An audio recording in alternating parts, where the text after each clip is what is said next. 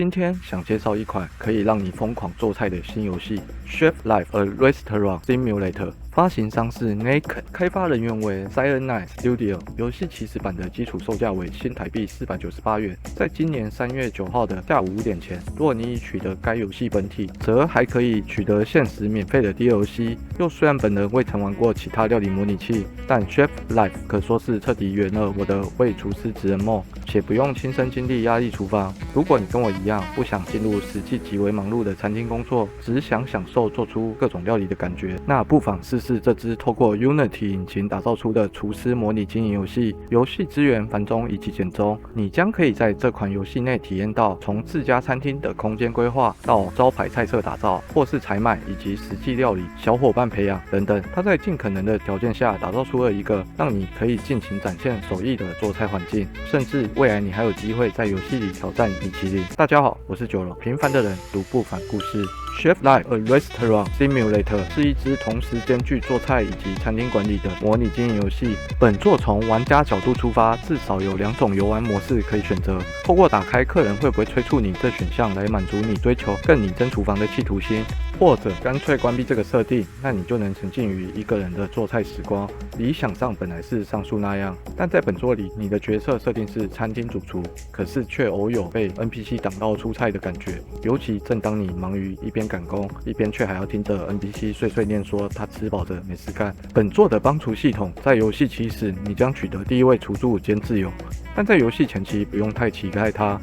只能打扫，打扫会扫到不耐烦。切菜，但营业备料其实自己下午早就该弄完了。幸好随着厨助的等级提升，他将有机会逐步缓解你在厨房内的压力，而再过一阵子，厨房也会有越来越多的厨师伙伴加入。这游戏没有想象中来的那么快玩腻，像我自己平常只会稍微做一些料理，就玩得还蛮开心的。可惜像是披萨之类的额外料理，还要等到3月后才会陆续添加。本作在度过教学关卡以后，每天的例行公事虽然差不多，可是你却开始可以致力于开发餐厅新菜色，如同现实一般，你会看到这些料理如何被简易模拟做出。尽管当前仍有玩家觉得本作料理可选择空间不多，但这部分都可以透过后期 DLC 添加来补足。然后除了新食谱，在你对旧有食材取得一定掌握后，你还可以提升该道料理的精致度。再随着餐馆规模逐渐扩张，你还将迎来更多考验。游戏玩到中期，随时都有挑战以及事件的发生，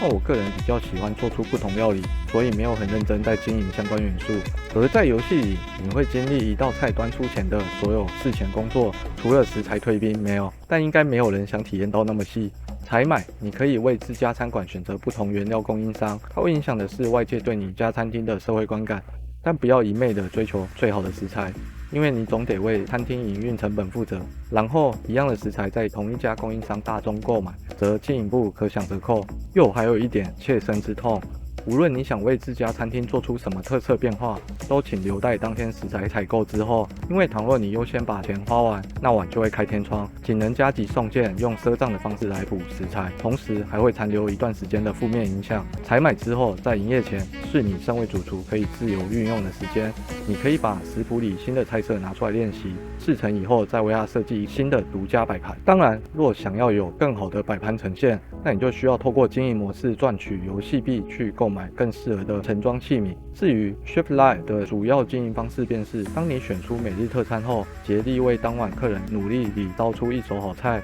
随着你每日营收的增加，你就可以替员工选购更多的制服，还有餐厅能有更多的特色装潢。总结，这支料理模拟游戏还算相当有趣，很多现实极为费工的料理步骤在里头都能快速体验。例如拿坡里肉酱面，让你从揉面到制面再到绞肉全程半自动，所以很是推荐烹饪迷以及模拟游戏迷可以玩玩看。但它也不是没有缺点，有时游戏会卡 bug， 重登回溯后会发现你在营运开始前乱扔的食材器具，尽管已经肉眼看不见，但它却会在营业时形成你无法使用料理器具的干扰。还有现阶段来说，它暂时对手把游玩比较友善，以及有时教学没有很清晰，像是前面提过食材购买不了时它会跳提示，但你不确定是不是这样就能解决，或是每晚剩余的备料如果没有打包给员工会扣责任心。最后则是游戏整体节奏偏缓慢，因此比较不适合急性子玩家。以上谢谢收看本次影片，若喜欢本次次影片，并不排斥这频道内容比较多元，敬请订阅、按赞、分享、开启小铃铛，鼓励我制作更多同类型影片。若对本次影片有什么想法，也欢迎在影片下方留言。九龙仔什么？我们下期再会。